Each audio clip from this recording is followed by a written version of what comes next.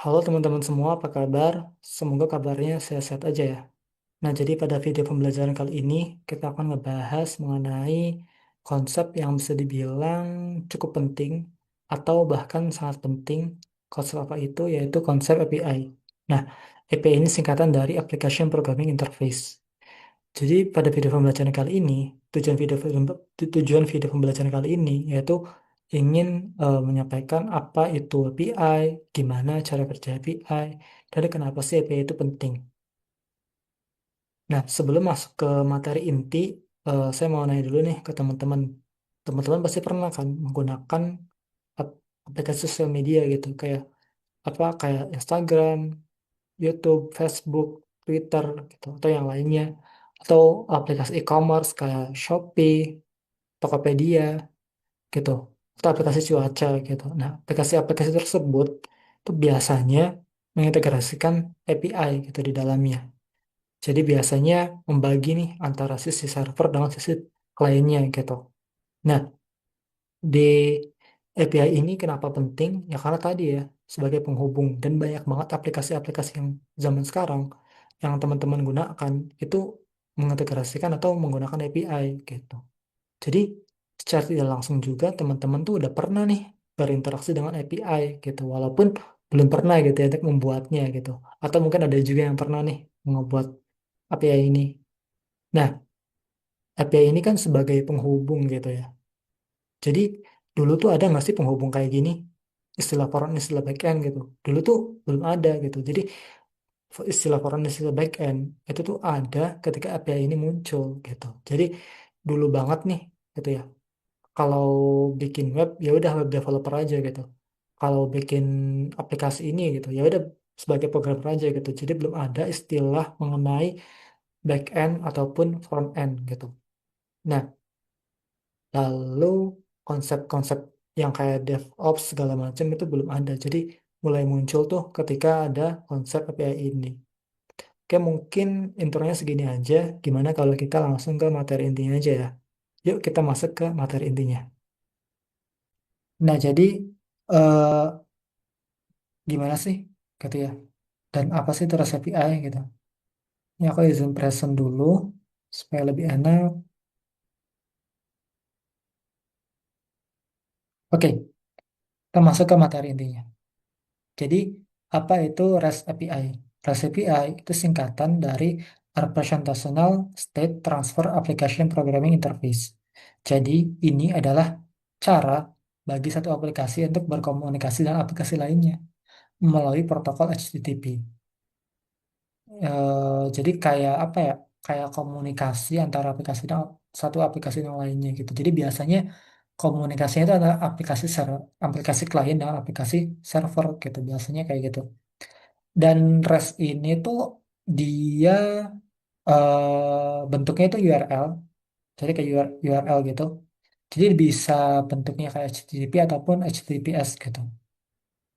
Jadi URL yang bisa diakses dalam yang bisa diakses untuk merequest sesuatu gitu. Bahasanya gitu. Untuk menghasilkan respons tertentu. Jadi gitu. Jadi sebetulnya REST API itu REST dan API itu berbeda gitu.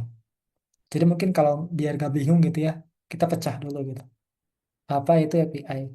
API ini ya dia komunikasi ya, komunikasi antara satu aplikasi dan aplikasi lainnya gitu. Jadi misalkan gini, di user ini, aplikasi user ini, misalkan user gitu ya, pengen nge-request video YouTube nih gitu. Nah dia yang terjadi adalah request ke internet dulu kan, akses internet. Nah baru masuk ke servernya YouTube-nya gitu. Nah tapi sebelum ini ada gerbang dulu nih, itu si API ini gitu. Jadi dia masuk ke gerbang API-nya dulu, diperiksa di mana, apakah user itu terdaftar juga atau di mana gitu. Nah baru kalau requestnya berhasil, ambil ke database, kirim lagi, dan balikan responsnya ke si aplikasi user ini gitu. Jadi gambarannya tuh simpelnya seperti itu. Yang mudah-mudahan bisa dipahami ya. Oke, jadi tadi kan REST gitu ya, untuk komunikasi klien dengan si servernya. Nah, kalau REST, tadi kan API gitu ya, untuk komunikasi dengan klien dengan servernya gitu. Nah, lalu REST itu apa? REST ini ya representational state transfer gitu. Jadi dia merepresentasikan state yang dikirim gitu atau yang ditransfer gitu.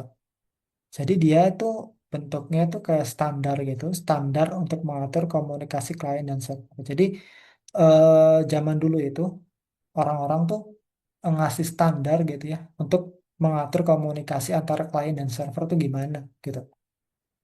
Jadi standar untuk si API-nya gitu.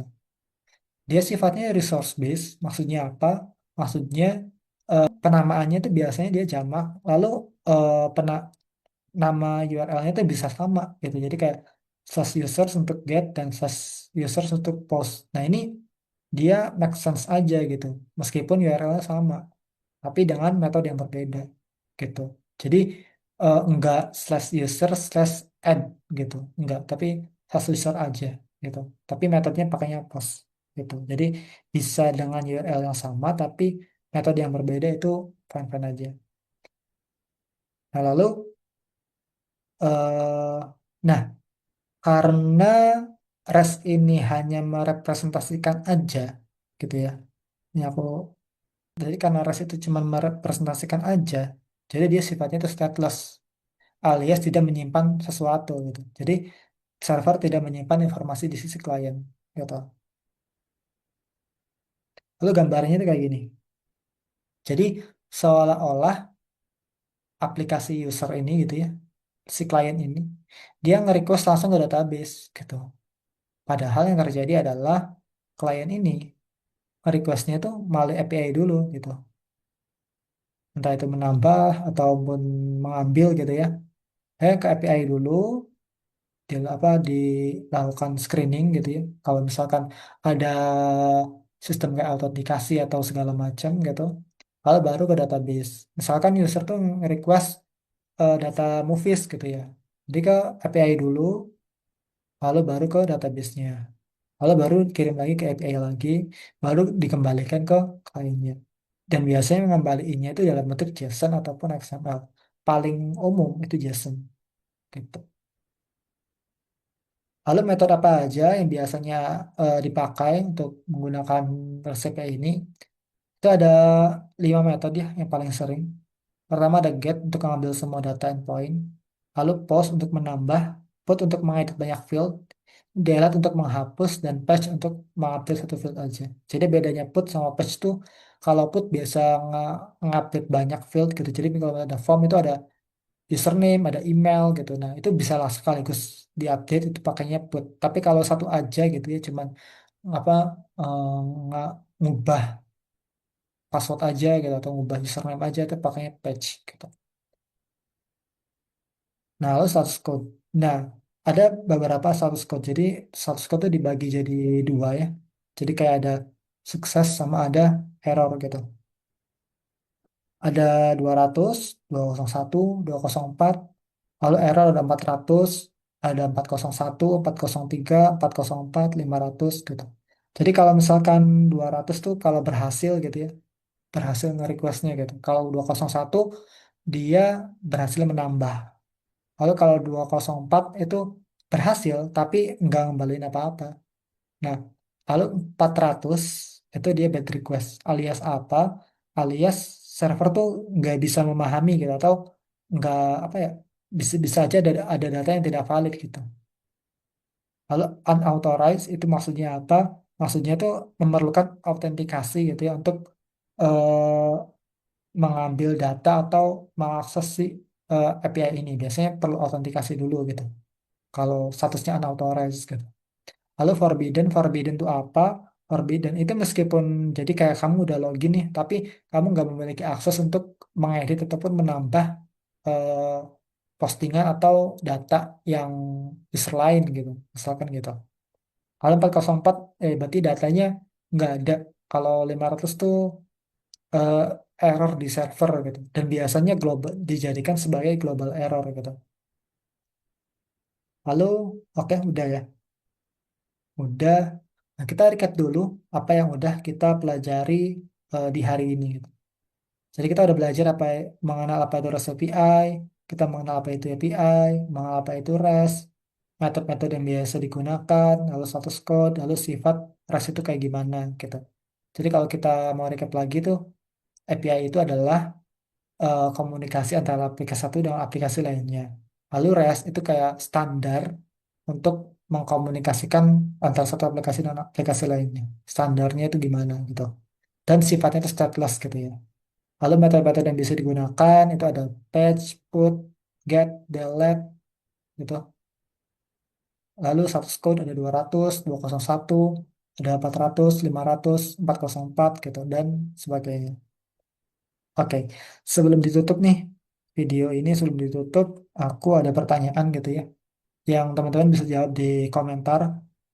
Jadi mana kalau kita mau ngapus gitu ya, manakah endpoint RESTful yang benar untuk menghapus user ID ketujuh gitu. Nah, silakan jawab di kolom komentar ya. Oke, mungkin sekian aja dari saya. Kalau ada salah kata, mohon maaf. Assalamualaikum warahmatullahi wabarakatuh.